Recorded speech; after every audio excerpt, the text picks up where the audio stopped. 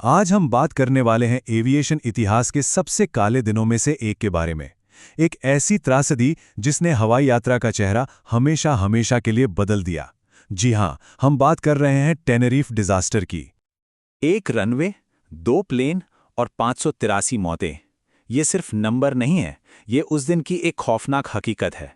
तो चलिए समझते हैं कि कैसे छोटी छोटी गलतियों की एक लंबी चेन ने इतिहास की सबसे बड़ी एविएशन तबाही को जन्म दे दिया। तो आखिर ये सब हुआ कैसे? कहानी की शुरुआत होती है एक रनवे से जो घने कोहरे में डूबा हुआ था।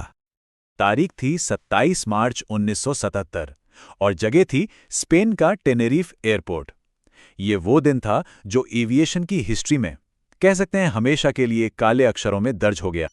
उस दिन का सबसे बड़ा विलन था मौसम।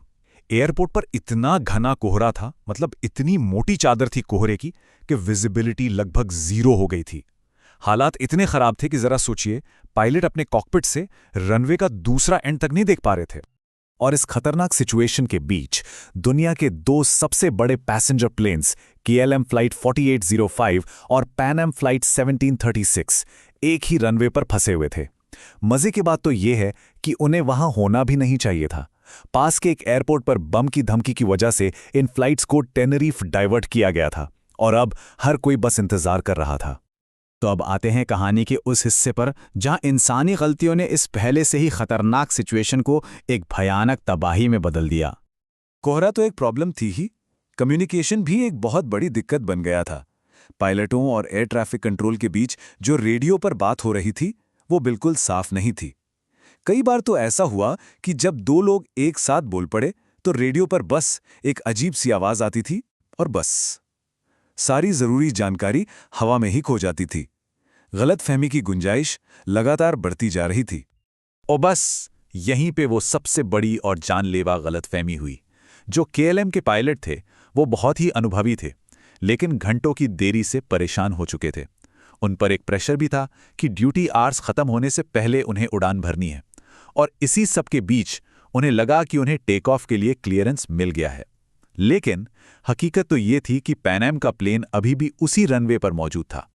तो सबसे बड़ा सवाल, क्या एयर ट्रैफिक कंट्रोल ने वाकई टेक ऑफ की मंजूरी दी थी? इसका जवाब है नहीं, बिल्कुल नहीं। ये एक बहुत ही भयानक और जानलेवा मिसअंडरस्टैंडिंग थी। तो बस अपने अंदाजे और उस प्रेशर के चलते KLM के पायलट ने अपने उस विशाल 747 के इंजन को फुल थ्रॉटल दे दिया और रनवे पर रफ्तार पकड़नी शुरू कर दी। वो इस बात से पूरी तरह अनजान थे कि उस घने कोहरे में कुछ 100 मीटर आगे ही एक और जंबो जेट ठीक उनके रास्ते में खड़ा है। और अब कहानी उस पल पर पहुंचती है जिसे कोई भी पायलट या पैसेंजर अपनी जिंदगी में कभी एक्सपीरियंस नहीं करना चाहेगा। वो टक्कर का पल। पैन एम के पायलट्स ने आखिरी लम्हों में कोहरे से निकलते हुए KLM प्लेन को देखा। उन्होंने अपनी पूरी जान लगा दी कि प्लेन को रनवे से हटा लें, लेकिन तब तक बहुत देर हो चुकी थी। बस कुछ ही सेकंड्स में वो तेज रफ्तार KLM जेट सीधे पैन एम जेट से टकरा गया। इसके बाद जो हुआ वो शायद किसी की कल्पना में भी नहीं आ सकता। जैसा कि एक चश्मदीद ने बाद में बताया, ये एक भीषण धमाका था, आग का एक तूफान। दोनों विशालकाय विमान एक आग के गोले में तब्दील हो चुके थे। और जब धुआं हटा तो तबाही का वो मंजर सामने आया जिसे भुलाया नहीं जा सकता। कुल 583 जानें पल भर में चली गईं। इसमें KLM प्लेन के सभी पैसेंजर्स और क्रू मेंबर्स शामिल थे। आज तक टेनेरिफ एयरपोर्ट की ये घटना एविएशन हिस्ट्री का सबसे घातक हादसा बनी हुई है। एक ऐसी त्रासदी जिसे शायद कभी नहीं भुलाया जा सकेगा। लेकिन कहते हैं ना, हर बड़ी तबाही अपने पीछे कुछ सबक छोड़ जाती है। इस हादसे ने भी हमें कुछ बहुत जरूरी सबक सिखाए, और यहीं से हवाई यात्रा को और भी सुरक्षित बनाने के लिए एक नई क्रांति की शुरुआत हुई। इस डिजास्टर के बाद दुनिया भर में एविएशन सेफ्टी रूल्स में बहुत बड़े बड़े बदलाव किए गए। जैसे एयर ट्रैफिक कंट्रोल और पायलट्स के बीच बातचीत के नियम एकदम सख्त कर दिए गए।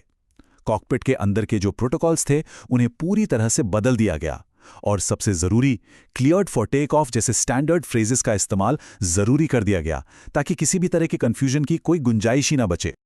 इन सारे बदलावों का मकसद सिर्फ एक था, ये पक्का करना कि मिसकम्युनिकेशन से हुई टेनेरिफ जैसी गलती दोबारा कभी किसी भी कीमत पर न हो। जैसा कि ठीक ही कहा जाता है, टेनेरिफ डिजास्टर एक ऐसा सबक है जिसे कभी नहीं भुलाया जा सकता। उन 583 लोगों की जान की कीमत पर ही सही, पर आज हमारी हवाई यात्रा कहीं ज्यादा सुरक्षित है। और ये हमें एक बहुत ज़रूरी सवाल के साथ छोड़ जाता है। आज हम जिन सेफ्टी रूल्स को फॉर ग्रांटेड ले लेते हैं, उनमें से कितने नियम ऐसी ही पुरानी त्रासदियों के सबक से लिखे गए हैं? ये सोचने वाली बात है ना?